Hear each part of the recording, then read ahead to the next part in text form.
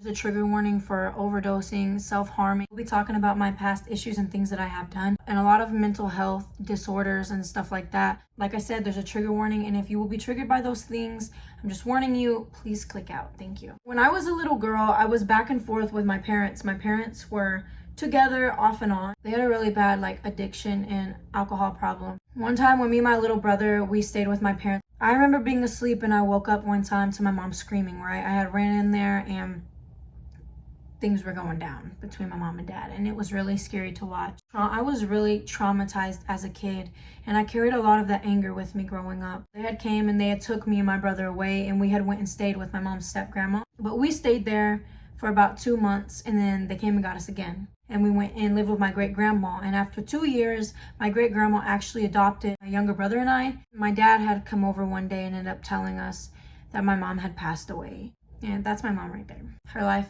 was taken from us, and that was really, really hard for me. Ever since then, my dad had kind of went downhill. He ended up going to prison, and he's still in there today. He'll be in there for some time to come. In 2019, we ended up, me, my grandpa, my great grandma, and little brother, we ended up moving over here. And in 2020, my great grandma passed away. It's like ever since then, that's when I started kind of backtracking and acting not so good. I started smoking, drinking. I was self-harming, and it put me in the hospital. I get stitches actually quite a few times. I'm very blessed to still be here. I had overdosed once, and after that I actually went to a residential hospital. I stayed there 2 months. But when I got out, I was still not acting good. I was fighting, drinking, and smoking, like I said. Then I started going downhill with my eating disorder. I had to have a feeding tube in because I wasn't eating. I was just, going downhill with that. I'm very blessed that I didn't get put in juvenile because I did fight the cops. Thankfully, they didn't put me in juvenile, but I did go back to a hospital. During those times in my life, I felt like it was the end for me. I felt like, well, why not just give everything up? And that's not the mindset I wish I would have had, but I feel like I was led to where I am today for a reason. When I was 17, I actually threw a fit in my room and I got kicked out. And I had started staying with my boyfriend. Stayed in his car at one point, and then a truck at one point, and then, finally we started living where we are. I ended up getting pregnant, and I have a 1-year-old now. He is such a blessing. Me and my boyfriend, we ended up getting an apartment. At that point, we were still smoking and drinking, and we were fighting a lot. We were going down not the best path. And I remember one day we were in our apartment. I was actually drunk. I remember being on my phone and seeing so much bad things go on in this world that it really, really bugged me. I remember started crying so much and telling my boyfriend, Jesus is coming back. We got to give our lives to him. I've stopped smoking. I have stopped drinking. I have gave everything to God. I've changed the way I dress, changed the way I talk. We've gave our relationship to God because that's so important too. Later on, we ended up getting baptized. And whatever you're going through, I want to tell you something.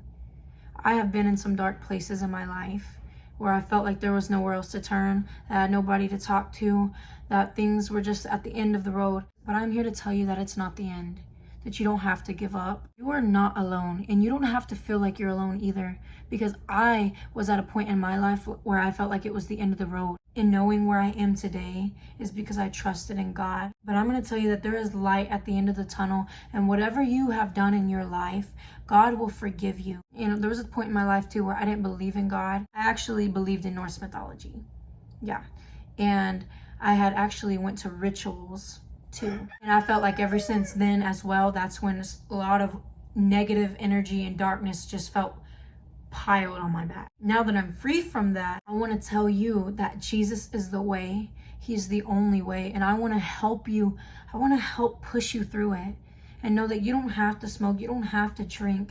You don't have to turn back to those things, because Jesus provides everything that you need. Okay? And you got this. Please don't give up. Comment on my videos. I'll get back to you. I want to help you. And I know that's what I'm put here to do. So please turn to Jesus and don't give up.